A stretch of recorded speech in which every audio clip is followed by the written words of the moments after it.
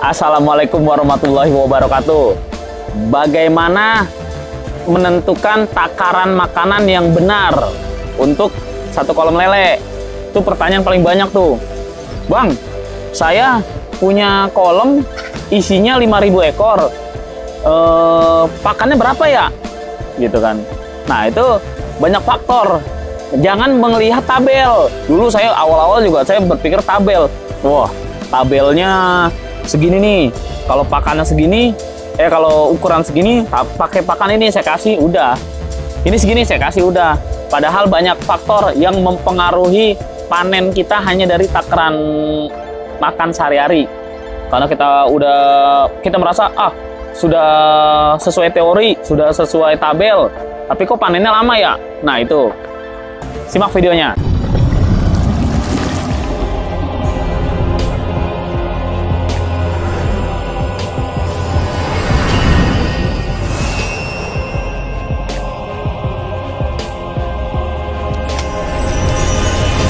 Ya, jadi gini, kalau masalah takaran pakan ikan itu ada beberapa faktor yang mempengaruhi.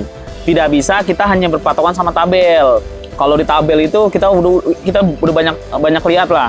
Umpama nih ukuran 56, ada 5.000 ekor, pakannya 100 gram, umpama gitu ya. Kita kasih 100 gram pagi, udah.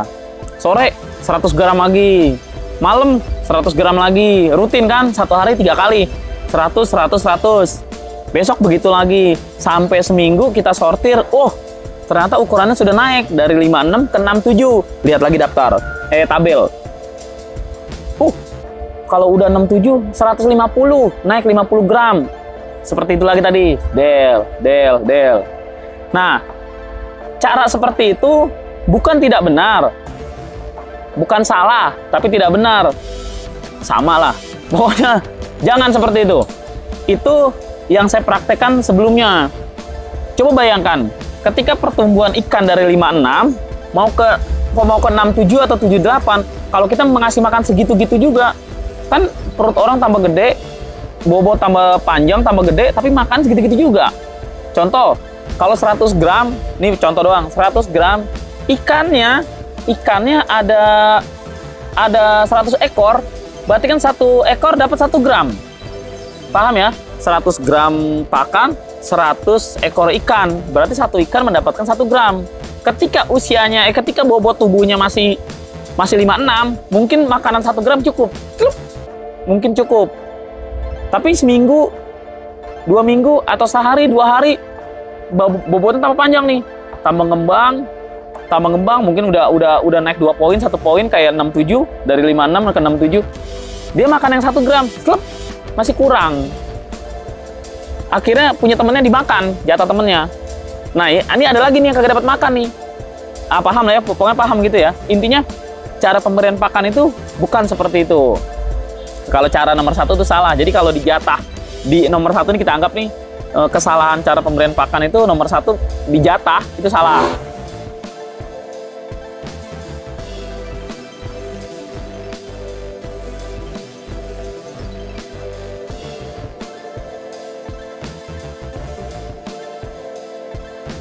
Salah.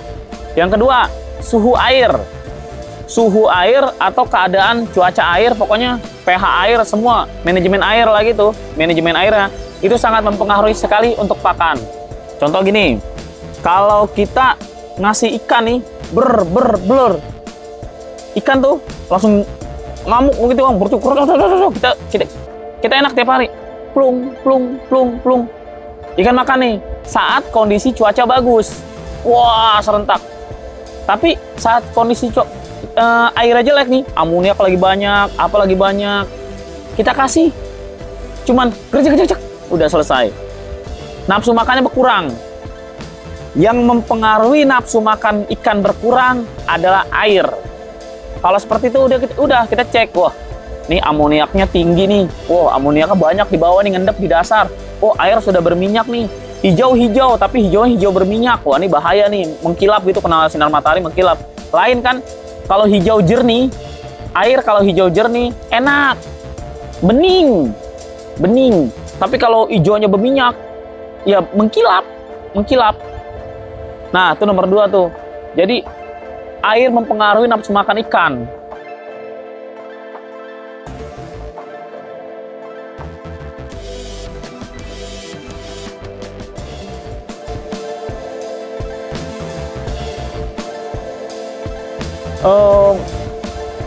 Kalau udah nafsu makannya berkurang, cek airnya.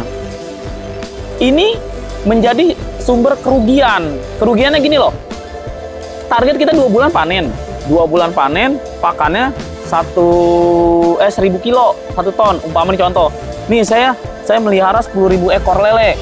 Hitungannya pakannya 1000 kilo.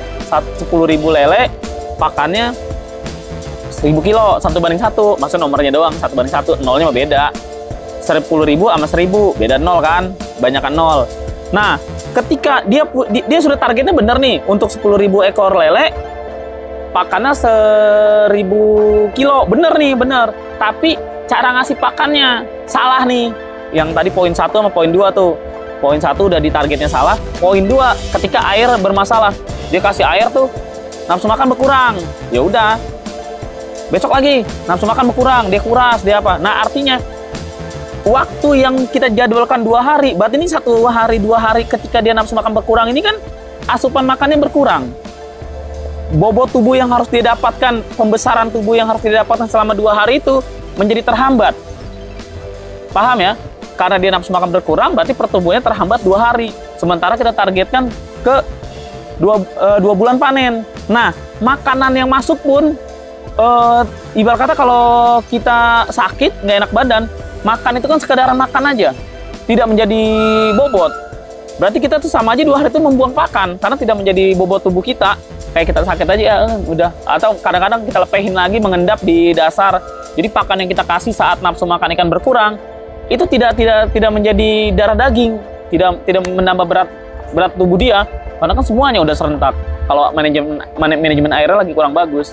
Nah itu, jadi intinya begitu udah 2 bulan, loh kok ikannya masih kecil ya? Maksudnya belum masuk waktu panen ya?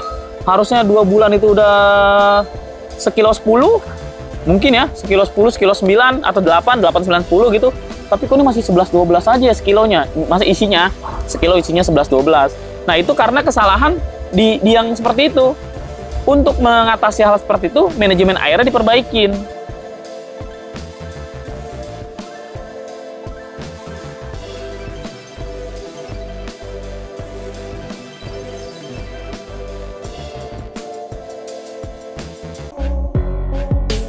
Subscribe gratis, tidak mengurangi apa-apa. Hanya klik subscribe, lalu klik lonceng. Tidak mengurangi apa-apa, gratis. Ingat itu, gratis. Saling berbagi agar channel ini terus terbangun. Jadi nafsu makan ikannya lahap terus. Kalau nafsu makan ikan lahap, makanan yang masuk menjadi darah daging, menjadi menambah bobot tubuh dia, pertumbuhan dia menambah.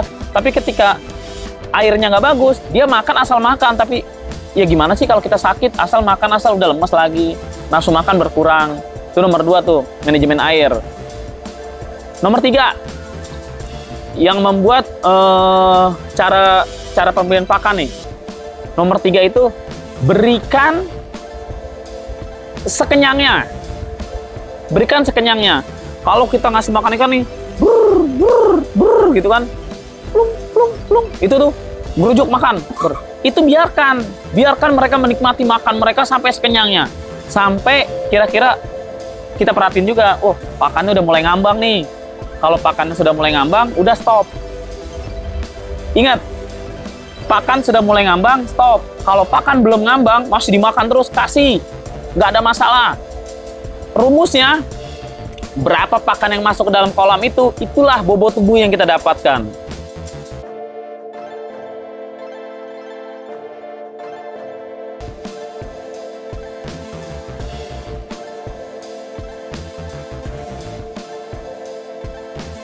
Jadi jangan merasa rugi. Justru sebaliknya nih, kalau kita irit nih ngasihnya plung. Oh, udah gitu katanya. Buat siang lagi. Padahal mereka makannya masih kurang nih. Akhirnya apa? Nah itu kanibal.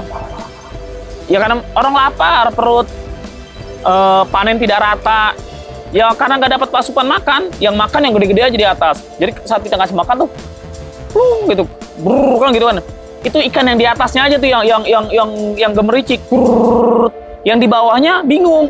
Apalagi bobot tubuhnya kecil, mau naik nggak bisa, udah rame di atas. Nunggu dia, antar nunggu dah. Masa iya yang di atas nggak kenyang-kenyang gitu ya. Ditungguin, udahan ngasih makannya. Nggak dapat makan jadinya dia. Inilah yang ikan-ikan yang akhirnya panennya jadi nggak rata, pertumbuhannya nggak rata. Kanibal juga dia, apalagi kalau dia lagi ternyata ikan gede, mungkin ya namanya apes lah mungkin, walaupun di tubuhnya gede, ketika pakan banyak di atas, dia mau makan yang ini dimakan dulu sama sebelahnya, ini dimakan sebelah. Akhirnya ikan gede nih, yang bongsor nih kesel, kok jatahnya makan lu semua makan gua enggak. Nah itu kanibal tuh, wah gua hajar sesama dah gitu.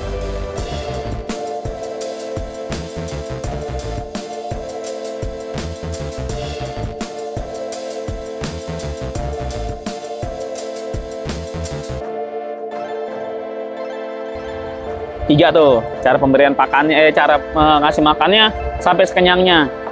Jangan takut rugi, selagi dia masih makan, selagi dia sehat, pertumbuhannya terus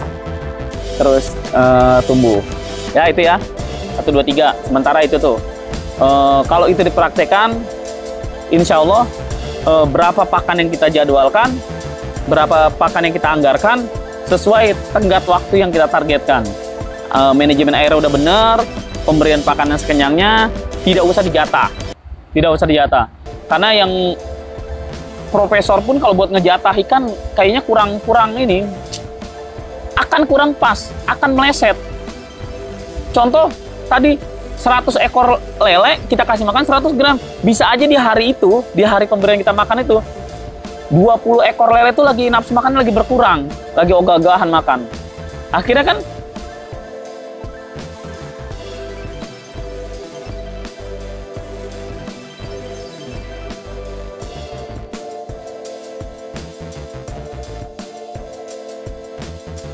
satu ekosistem, satu kolam, satu area, satu komunitas, nggak semuanya sehat serentak dan nggak semuanya sakit serentak. Jadi kalau kita ngasih makan, sepertinya gitu nafsu makan lele berkurang. Cek buru-buru, cek airnya, cek ada masalah apa. Pakan itu tetap harus menjadi asupan mereka agar panen sesuai waktu. Ya, bila merasa video ini bermanfaat, kasih jempol. Yang tidak merasa, abaikan. Ya. Wassalamualaikum warahmatullahi wabarakatuh.